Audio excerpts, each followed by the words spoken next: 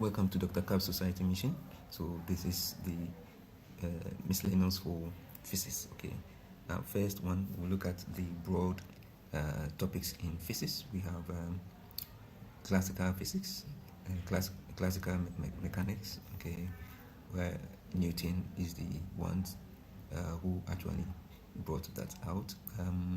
So we have the everyday kind of physical movement and all that, and then we also have the universal laws, universal gravitational laws. Okay, then we have what we call the quantum mechanics, and this deals with subatomic particles as well as waves. Okay, energy. Now this assumes that energy or energy can, wave can exist in two forms, either the wave or the particle form. That is the wave duality form. Now, before we got to this level, people, they had been in existence the notion that once you increase temperature, you get light will be changing to the blue column, then it's getting hotter and hotter. But at a point, this was not in that continuity, and that was when Planck came into the picture and then proposed that energy exists in pockets, or what you call quantum. Okay, so quantization of energy started there. We had Heisenberg uncertainty principle coming in, where he brought into the picture, the more you try to locate the exact position of a particle in space, the lesser you are able to fashion out its momentum, that's velocity times mass. Okay, now the same way if you try to narrow in on let's say narrow on the molecular what you call, if knowing on the mass velocity, then the issue will be to be able to locate its exact position, right? So that's vice versa kind of analogy is what explains Heisenberg's uncertainty principle.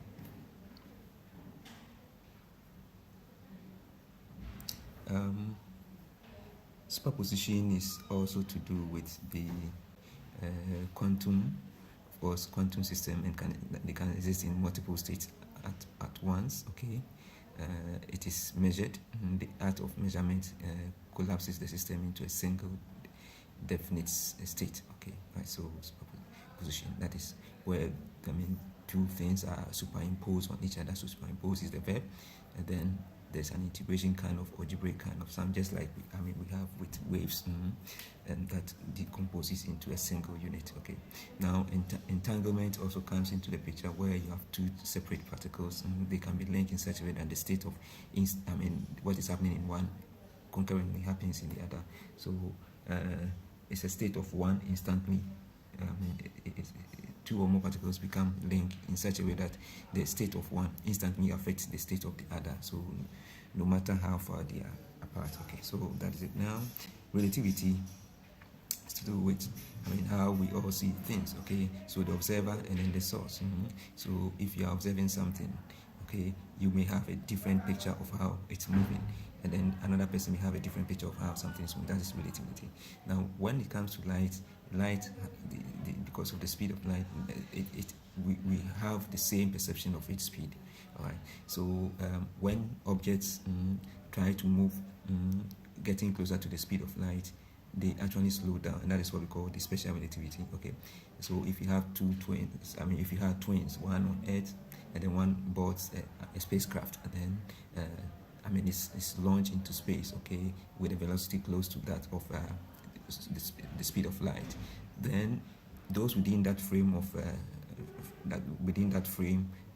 who are embarking on the journey with that speed will have everything slowing down. Okay, so their time is dilated, and then the length of whatever they are traveling on reduces, okay, by a certain fraction. Okay, right. So by the time that person on the spacecraft returns to Earth, those of us on Earth would have aged more than him. Okay, so if they were twins, then the one on Earth will become older than the one who just returned.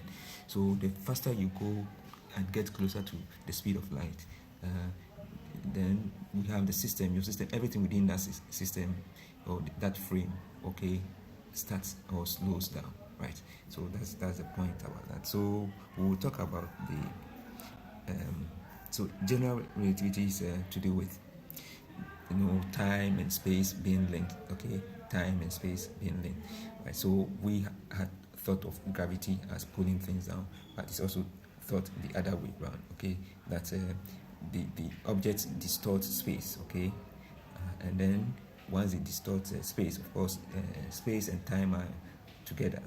The time is also distorted, right? If you look at there are a lot of scenarios that have given more what do you call it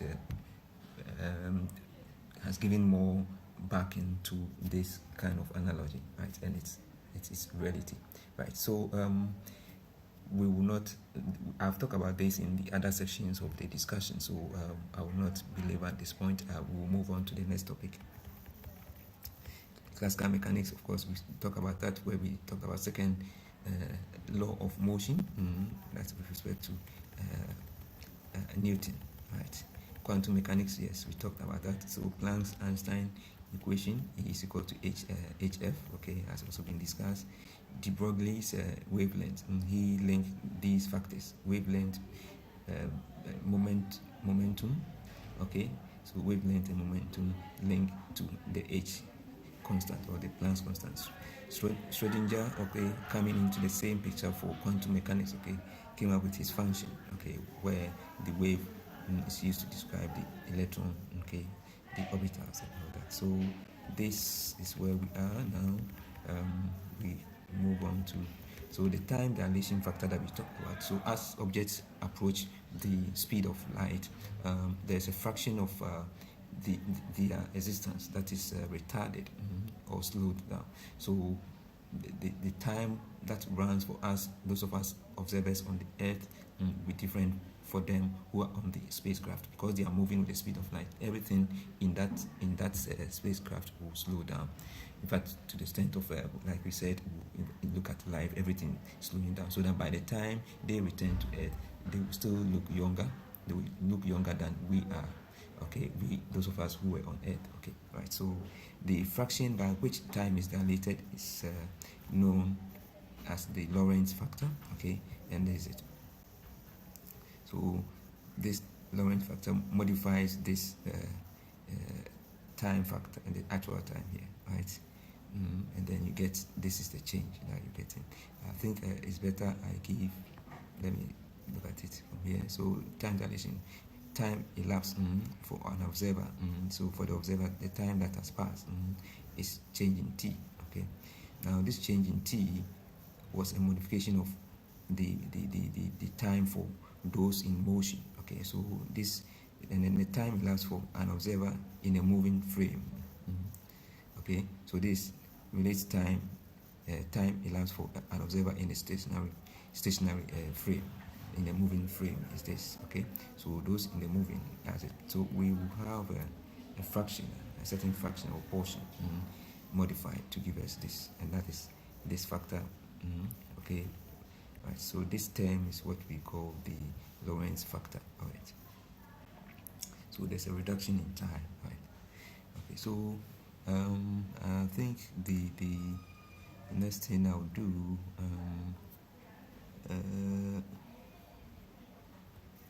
So the actual time is reduced by a certain portion, and then get a new time.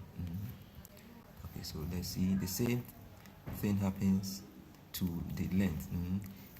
Okay, length contraction. Okay, so this is de Broglie's derivation of his equation, linking energy, frequency, and then h with mc. Okay, and then he gives, we get the hf is equal to mc. These you can link them, and then f is equal to c. Remember, speed of light, okay, will be distance over distance over time. Okay, now the distance is the wavelength, and then you can have your time. Okay, right. So based on that, you can link c F and lambda together, right? So in a second, your speed will be if in a second, that's the number of turns that you make, that's the number of wavelength that you make in a second, times your wavelength. The number of wavelengths you are making times the wavelength will give you the distance traveled in 1 second, and this is where the length comes in. Okay, so that is it. So this is by substitution. Momentum is PC. I'm sorry, momentum is P, and then you have your MC here, that is the mass times speed of light, because we are looking at an equivalent amount of matter that is being converted to energy, right? So we look at that. So this can go on and on. We can have now the Planck's ultraviolet catastrophe. Okay, so before quantum mechanics, classical physics of course failed to explain the major problem known as the ultraviolet catastrophe. This problem arose from the theoretical prediction of a black body, an idealized object that absorbs all incident radiation. So the classical prediction. So according to this physics, okay, specifically the Rayleigh James law, a black body should emit radiation in a continuous spectrum, and then the intensity of the emitted radiation should increase infinitely, okay, as the wavelength decreases, getting to the ultraviolet range. The theory predicted that an object at any temperature should emit an enormous, in fact infinite amount of energy in the frequency ultraviolet and then shortwave region Z. So this was not obviously observed in reality, hence the term catastrophe. So we couldn't get it. 1900, Max Planck, okay, resolved this problem by proposing a revolutionary idea. Energy is not continuous, but is emitted and absorbed in discrete quantized pockets, or quanta, and he introduced a constant known as the Planck's constant in that equation, and this is what we have relating frequency to the Planck's constant, which is a number energy level times this, and it gives you an equivalent energy, right? So that is it.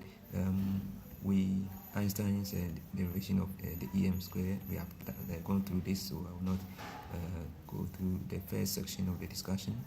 Look at that. Okay, so the next thing to do, talk about classical physics, black body absorbing everything and then releasing everything as well. Okay, sodium chloride can absorb and then redirect in all directions. Okay, so that is it. We've talked about this one too. Conduction. So the transfer of heat can be by conduction, through contact, convection through liquids and gases, and then radiation, of course, does not need any matter to travel through. All right, so that is it.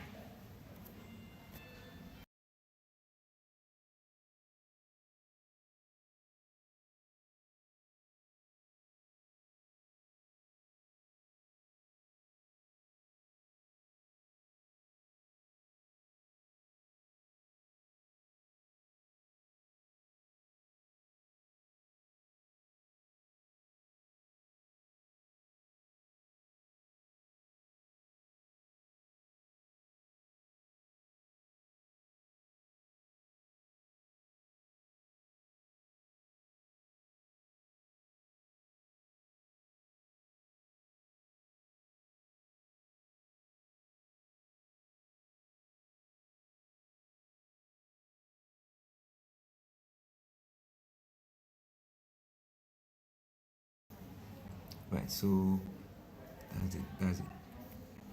So vacuum, where we don't have anything, okay, that is still radiation can occur. Okay, so the sun can the amount of heat absorbed by the earth from the sun. Okay, so the incident sun has a certain portion of the earth's surface that it is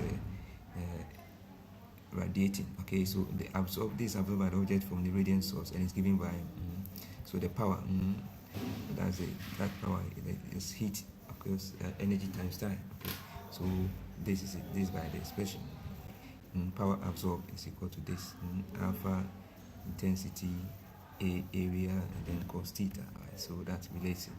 Okay. So alpha is the absorptivity of the surface. So depending on the intensity, I is the intensity of the incoming radiation. Okay, and then surface area. Okay, right. Is the angle of incidence. The angle of incidence, the angle between the incoming radiation and then the surface number. The surface number. So, with example, we have an incoming radiation, solar radiation strikes the Earth. Okay, where a flat disk perpendicular to the sun's with not a sphere. Okay, and so on and so on. Right. So the significant portion of the incoming radiation is reflected back into space by clouds, ice, and other. And this is measured by Earth's albedo. Okay, right. So you then do the calculations, fixing in the formula, and then you can get your answer. Calculate the total incoming solar power. So this is the expression given. Okay, here at the area, the amount that is going to be absorbed. We already have the first equation given. So we also look at Stefan Boltzmann law. These are all under radiation. So black body. Okay, so the total power radiated per unit surface area of a black body across all wavelengths. Okay, so this law says that J is equal to sigma T to the power 4. Okay, so that's the temperature and that's a constant. Okay, and so J star is the radiant power per unit and it's also known as the emissive power. Okay, that's the watts per square meter. So Stedman-Bose constant is also given. Okay, and then you have that. So application, astrophysics, thermal physics.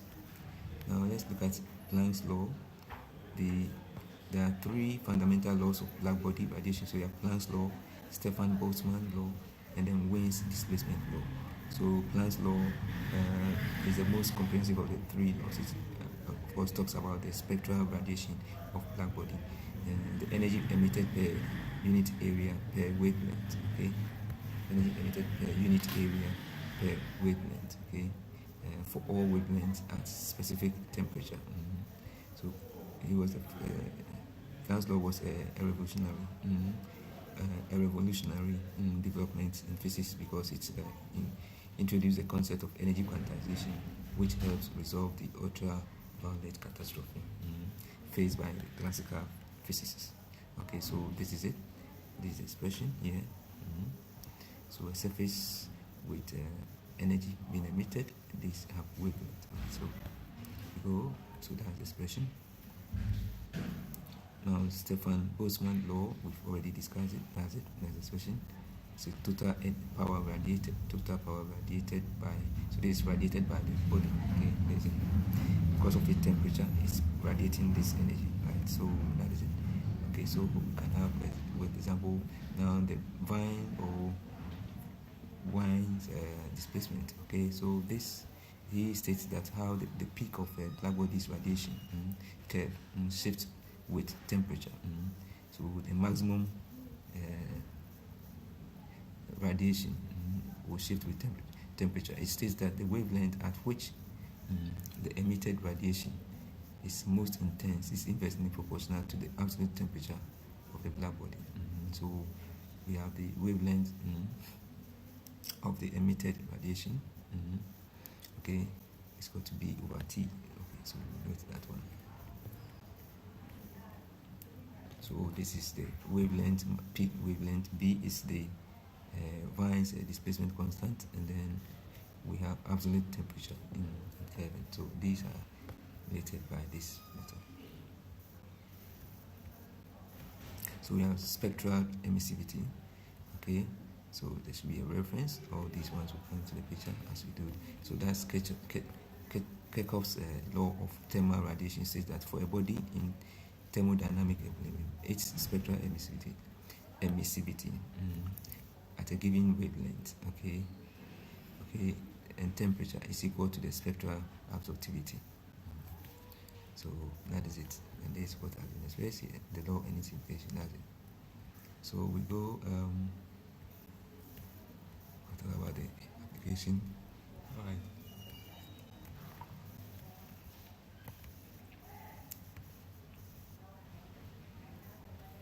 there's emissivity, and then we have this constant, and then here also then. But now we come to heat. Okay, so heat, let's say heat coming from the outside, will hit the molecules so that they can vibrate and then can also move forward. Okay, and that together form the internal energy. And then if they are able to do work, that will form the work. So K will be equal to change in internal energy over times plus change in our work done. Okay, so this one we are talking about the changes, not the instantaneous heat with each person. So if you know the instantaneous, when it moves to another level, then that gives us a change. So we are talking about the change. The change will be equivalent to, so K will be equal to the U plus W, right? Okay, with their changes. Okay, now the U value is to do with properties, buildings, and so on, seeing how they are able to conduct. So U value is linked to conduction, how you are able to move, get heated and transfer the heat to the next person. Right? So that is that U values. Okay, so this standard U value is watts per square meter Kelvin, and watts per, so energy per meter per Kelvin. Right.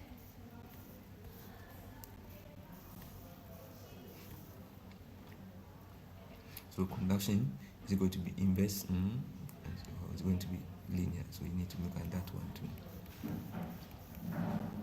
So rate of heat loss, so change in Q over T will be related to temperature change, the area as well. Okay, right, so that is it, and then the distance. So that we have already talked about. So I'll move on. Heat capacity. Heat capacity is an extensive property that measures the amount of heat required to raise the temperature of the body through 1 degree Celsius. Okay, it's intensive property. The specific heat capacity is intensive.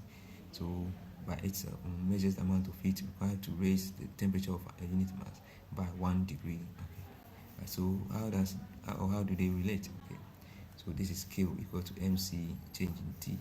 Q is the total heat. So heat loss, we have seen it, equal to heat gain. That can be rewritten as that. That's it. Okay. So thermal conductivity, we talk about that. Related temperature. This is similar to resistivity. Okay.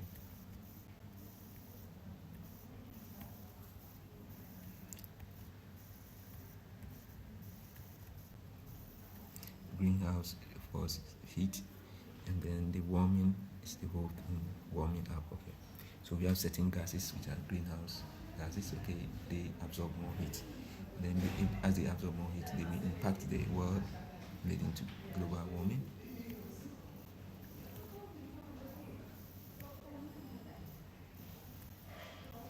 Okay, so we talk about, yes, so change in U, rearranging change in U is equal to your and heat plus what work done.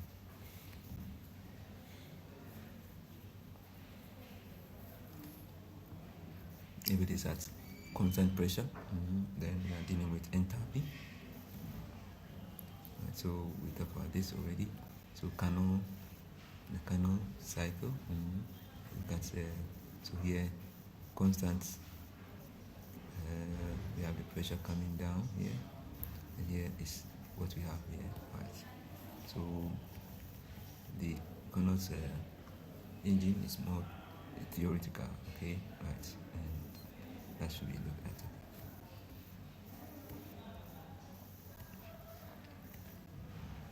So when it comes to molecular gas theory, trying to derive, so one velocity can be resolved into 3 components, and then the pressure on the wall.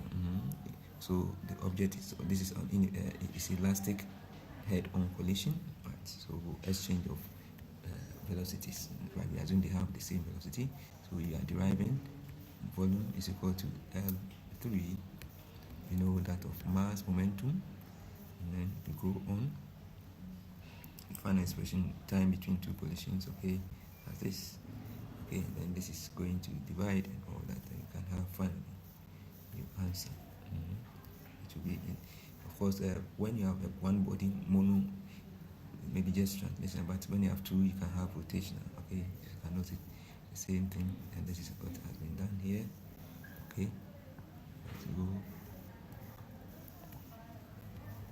Internal energy, we have talked about that. Translational, rotational, and then vibrational. So important, there are three internal energies.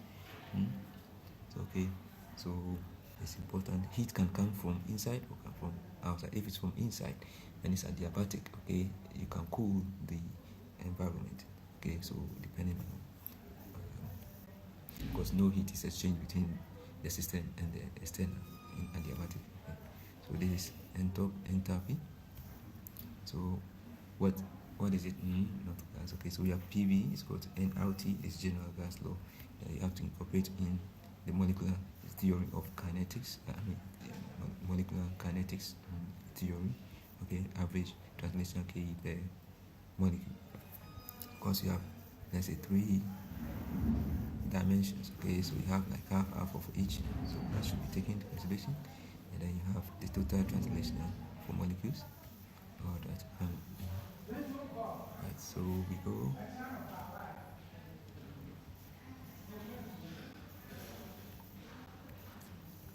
So the Van der Waal equation is for real gases.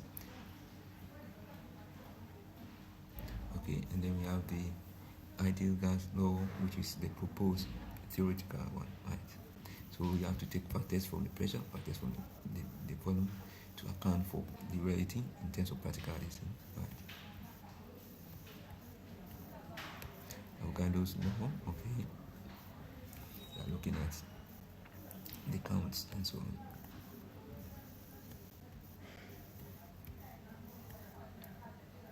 So we can rearrange these ones.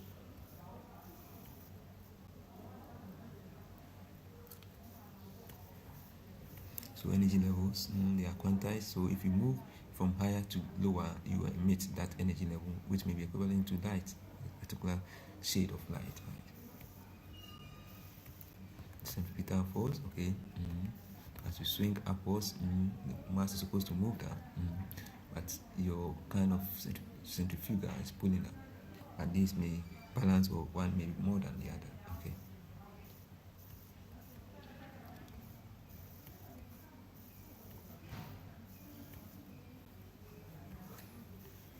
So you can relate your energy to electron volts, so that you can quantify that. Use that one to quote your energy for when it comes to energy, mass.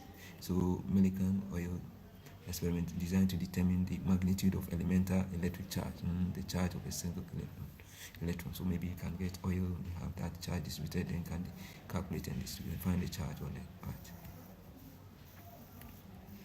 Okay, so I think so far so good. We have Euler-Bernoulli principle, Euler-Bernoulli equation, so on.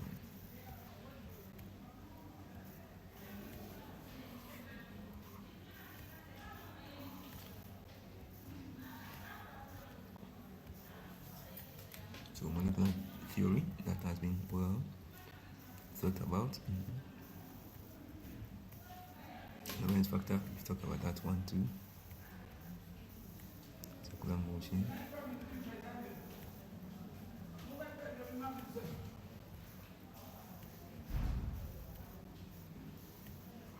Cathode ray,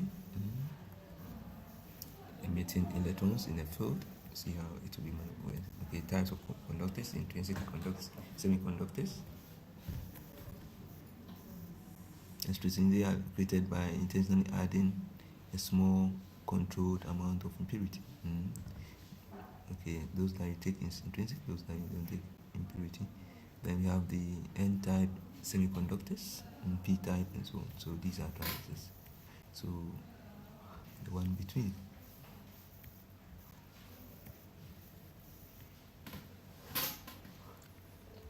So different types of diode. Transistor builds has some current in it, so can add to amplify what you want. Then the amplifiers themselves, okay, can build up a strong resistance so that you have voltage generation.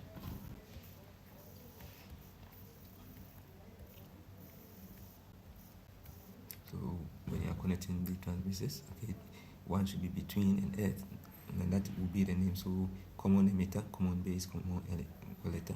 based on one between, and then it's also Earth.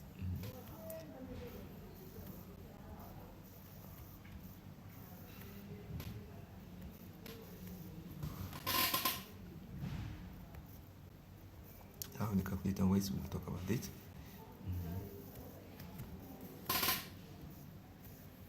So when you have some energy, you strike the atom, it kicks the energy out with a certain amount of energy, and then whatever is left, the work function is used to roam. That is, so that sets up the equation. You need to know that. So this is the equation. We need this kinetic energy, HF electrons. Let's see how this one goes. So that's for photo radioactivity. Henry Becquerel was investigating the connection between X-ray and then phosphorescence. Okay, he placed uranium-bearing mineral on top of the photographic plate and noticed there was some disturbances there. All right. Talk about work function already.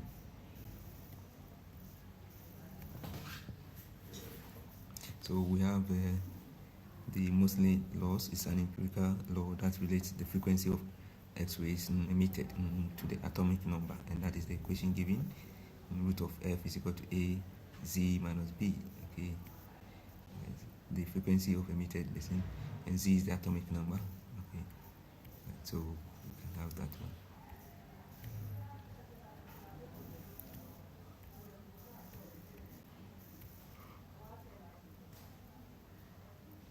We already talked about the alpha rays. Now the alpha rays are helium. Okay, so you have to take your 2 protons off. Okay, and then it has 2 neutrons.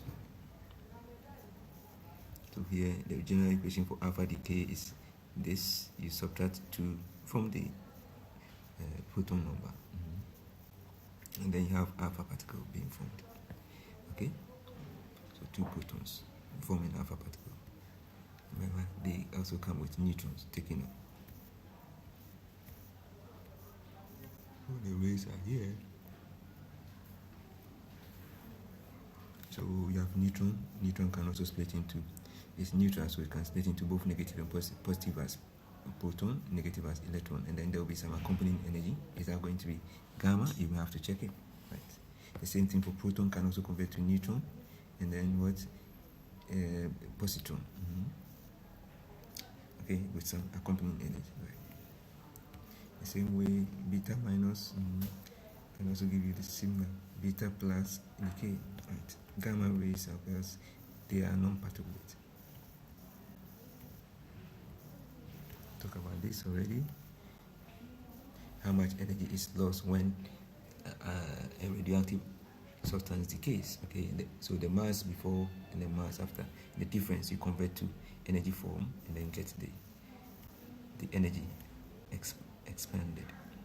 So this meant for detecting radiation. You have the Geiger-Müller, then you have the scintillation detectors, you have the semiconductor detectors. Okay, common types of radiation detectors, same thing, information scintillation process.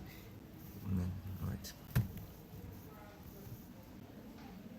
so we'll talk about EMs now. General question. Okay, so fusion. So neutron fusing with this is going to add to so this breaks down into so many forms when they collide like that, because of the impacted energy. So mass differences here, and then the mass difference between this will account for the energy that is emitted.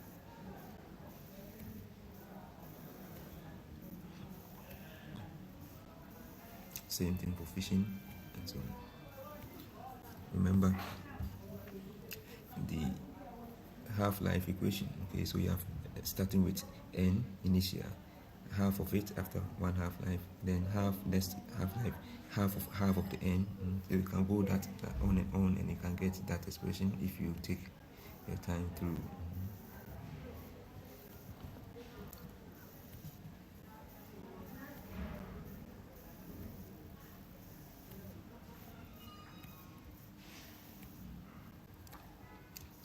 when it comes to the mirrors, 1 over f is equal to 1 over u 1 plus 1. What's for the mirrors? Concave will be negative, because, and then virtual image will also be negative, right? Focal length will be negative, virtual length will also be negative. For concave mirrors, okay. Convex, converging lens, okay, they will make the rays actually meet, so that's real, okay, right? So it will not be take the same sign as the others, okay. So there's it. Now, when light passes through the focal point, it is always going to be reflected parallel to the line here, the line through the center of curvature, and the light going through the center of curvature will not be, will not change. It will not change its path. So these principles are what we use in the calculations for this. Right. So we then move on to Snell's law, where we look at the first medium and the second medium, their sign. Okay, this can be linked. Now, critical point where when you even rotate beyond that, that light rays is reflected into the same medium, the first medium, giving us what we call the total internal reflection, it's reflection, right? Because it's returned back. It's returned into the second one, into the first one. Within the first one, it gets back to the first one. That's it's returned. Okay. So magnification also by height or other factors can be looked at.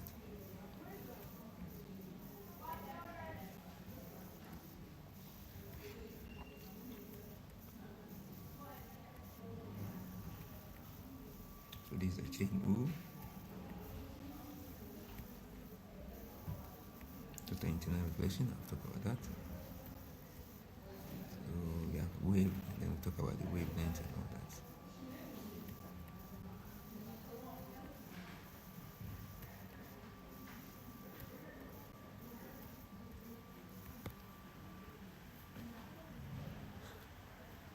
Since we here in log form, not linear form, we have to look at the bell. This is the log form. Okay, so you are given the intensities. You can convert it by log. By the log, you can get an equivalent for the decibel. Okay. So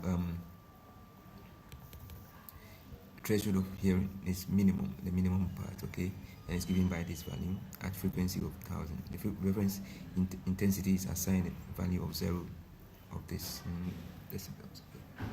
So beyond that, then you can hear. So you can use this one to length to get the intensity, and then the as said.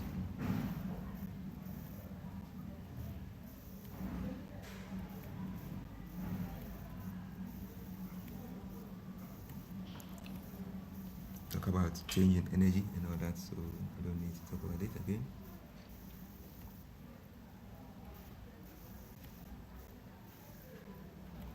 Right, so that brings us to the end of the miscellaneous discussion.